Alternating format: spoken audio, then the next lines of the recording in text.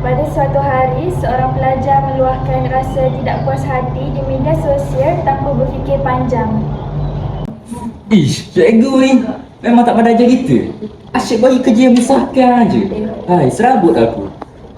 Kau serius tulis macam ni? Pasal cikgu, semua orang boleh nampak tau. Biarlah. Memang betul pun. Aku tak faham langsung dia ajar. Aku faham kau stres, tapi cara kau tu tak betul.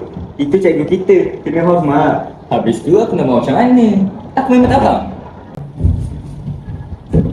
Saya terdengar perbualan kamu. Ingat, kata-kata di media sosial juga mencerminkan diri kita. Tapi saya cuma nak luahkan perasaan je cikgu.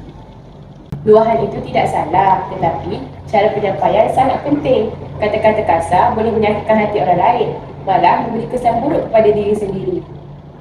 Betul tu. Nanti orang pandang buruk pada kau juga. Cuba fikir, kalau kamu di tempat cikgu, bagaimana perasaan kamu membaca komen itu? Mesti dia sedih. Ashraf mula sedar kesilapannya dan memilih untuk berkomunikasi dengan lebih santun.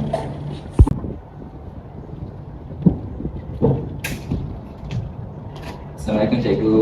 Salam. Maaf jika saya kurang faham pada kelas tadi. Boleh cikgu jelaskan semula topik tersebut?